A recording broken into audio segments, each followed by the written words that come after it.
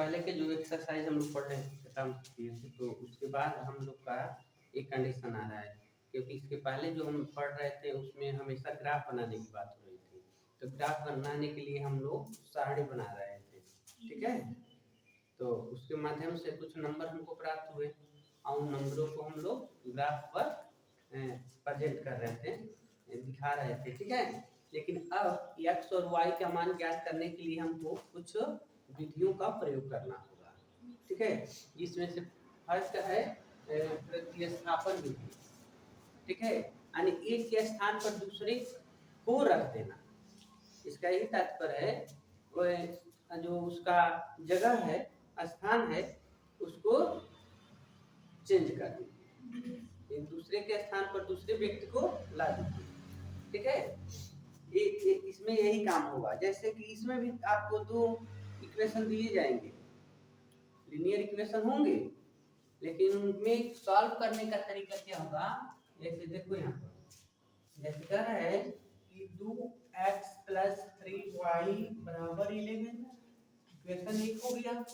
और दूसरा है 2x - y = -1, इक्वेशन नंबर 2 हो गया, ठीक है।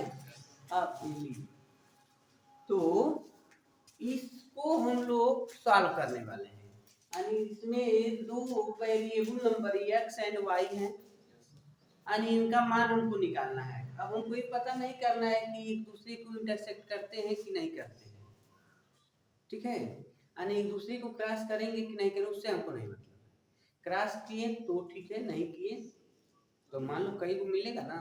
या अगर मान लीजिए एक भी हल नहीं इसका मिलता है तो उसका मान निकल ही नहीं पाएगा, दोनों इक्वेशन एक जैसा रहेगा तो नहीं निकलेगा। यहाँ देखिए दोनों इक्वेशन एक जैसा नहीं है, देखने में आपको लग रहा है, ठीक है। तो इसकी वैल्यू हम लोग निकाल सकते हैं।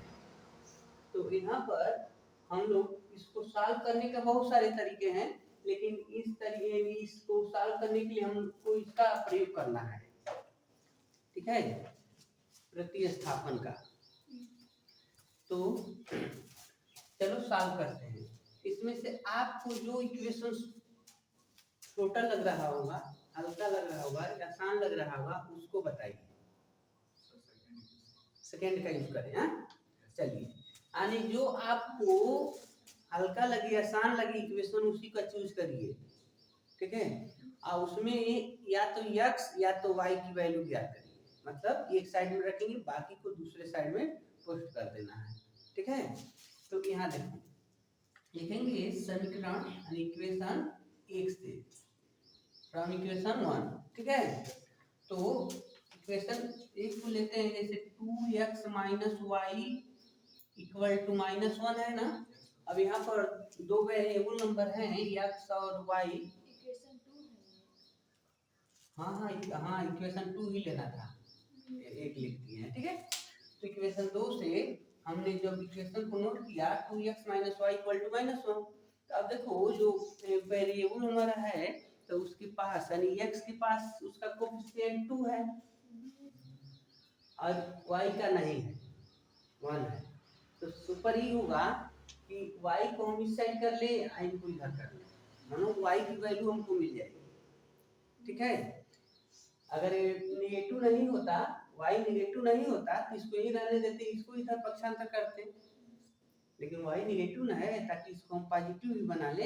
इस बात का हमको क्या करना है, ध्यान देना है, ठीक है। तो यहाँ पे लिखने वाले हैं जैसे 2x और इसको इधर लाएंगे, पहले साइड में 1 को लेते हैं तो +1 हो जाएगा 1, और इसको इधर लिए तो y, या करके आप क्या लिख सकते हो, y = 2x + 1।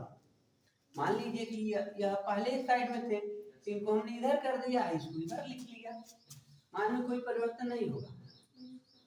अगर तुम सोचोगे सर जी इसको इधर किए तो नेगेटिव होना चाहिए, चलो मान लिए, तो इसको भी तो इधर किए तो नेगेटिव होना चाहिए, तो ना हम इनको नेगेटिव चार्ज दिए ना इनको दिए, दोनों का सट्टी पट्टी हो गया, ठीक है। अब देखो यहाँ पर इनको लिख देंगे इक्वेशन नंबर 3।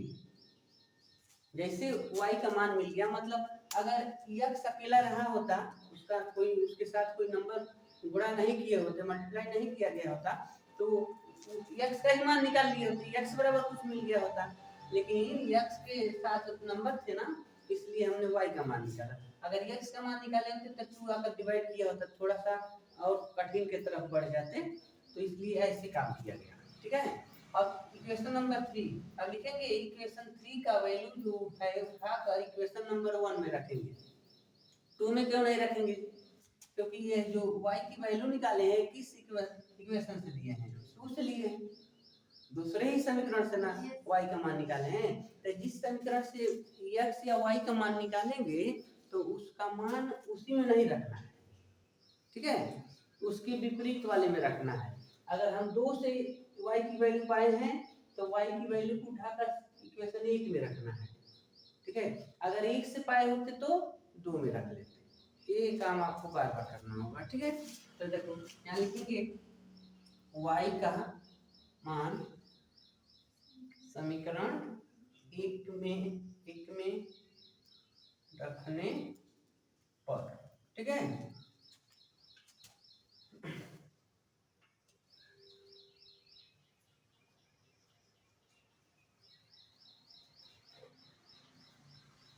ऐसे लिख सकते हो, putting the value of y in equation, ठीक है। तो 1 को ले लीजिए, 2x plus 3y equal to 11। अब y की वैल्यू ना है तो y के स्थान पर पुट करना है। 2x प्लस 3y के स्थान पर लिखेंगे बाबू 2x प्लस 1 और इक्वल टू 11, ठीक है। अब आगे यहाँ पर सब करते हैं। अब देखो 2x प्लस इनका ब्रैकेट टूटेगा तो यह इनसे मल्टीप्लाई कर देते हैं, 3 2 6x प्लस 3 1 3 हो गया इक्वल टू 11, ठीक है।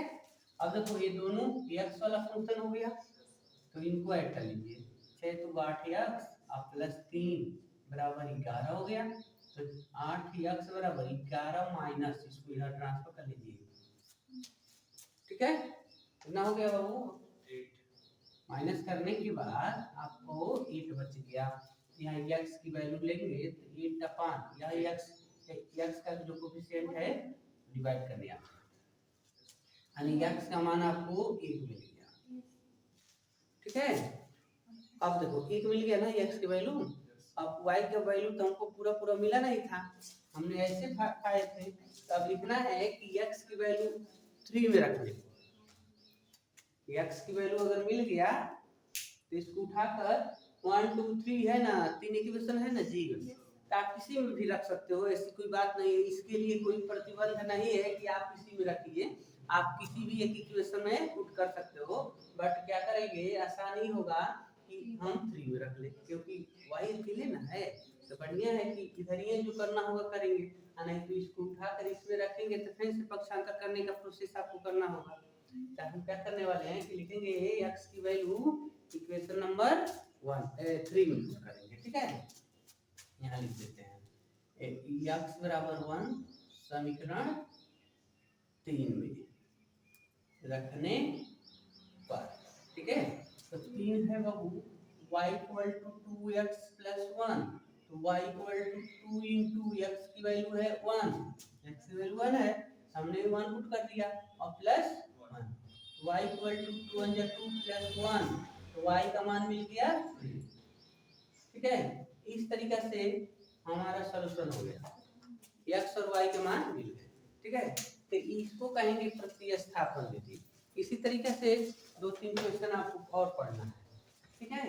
और कभी-कभी एग्जाम में इक्वेशन देने के बाद वो बताता है कि आपको किस मेथड से सॉल्व करना है, तो जिससे कहे उसी तरीके से सॉल्व करना है, ठीक है। चलिए इसमें भी देखो, यहाँ पर इसके पहले पढ़े थे तो एक y था, यहाँ 2x थे, यहाँ पर एक x है, यहाँ 2 y आ गए, ठीक है।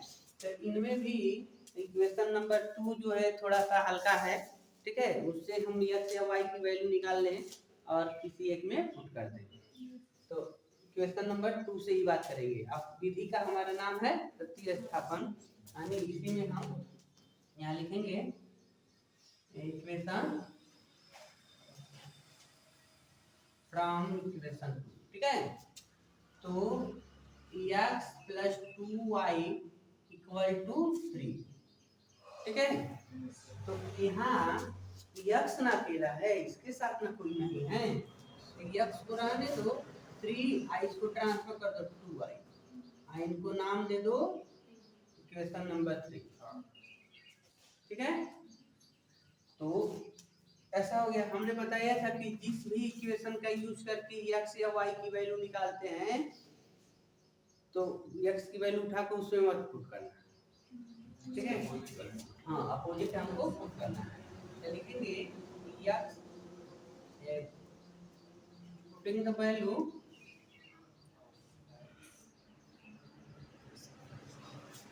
of x in equation 1, ठीक है। तो 1 को लेकर आओ, 7x minus 15y equal to 2, तो 7 और x के स्थान पर हमको पुट करना है बाबू 3 minus 2y minus 15y equal to 2, bracket टूटेगा तो कितना होंगे 21 माइनस 14 माइनस है तो 14y और माइनस ये तो जैसे है वैसे आ जाएंगे, ठीक है। आ जाते हैं यहाँ पर, तो यह देखो इसके पास मतलब वेरिएबल नंबर नहीं है, इन दोनों के पास है, इन दोनों को ऐड कर लेते हैं, ये कितना हो जाएगा 21 माइनस 29, ठीक है। ये दोनों को ऐड करोगे तो 29 और इक्वल टू, ठीक है। यहाँ तो y हो जाएगा ना। अब इसको इधर ट्रांसफर कर लेते हैं, इसको इधर ट्रांसफर कर लो, तो 21 माइनस 2 इक्वल टू 29y या 29y इक्वल टू कितना होगा बाबू 9, तो y इक्वल टू 19/29, ये आपका y की वैल्यू है, ठीक है। अब y की वैल्यू उठाइए इक्वेशन नंबर 3 में पुट कर दीजिए, ठीक है। जब y की वैल्यू यहाँ रखेंगे तो x की वैल्यू मिल जाएगी। आपको लिखना है y इक्वल टू y का मान 3 में रखने पर, ठीक है। तो 3 को उठा कर लाते हैं, x बराबर 3 minus 2y, x equal to 3 minus 2 into y की वैल्यू है बाबू 19/19, तो ये तो क्रॉस कटने वाले नहीं ना है, तो x बराबर 3 माइनस इसका इससे मल्टीप्लाई कर दो तो 38/29, तो इनका इनसे क्रॉस गुणा करेंगे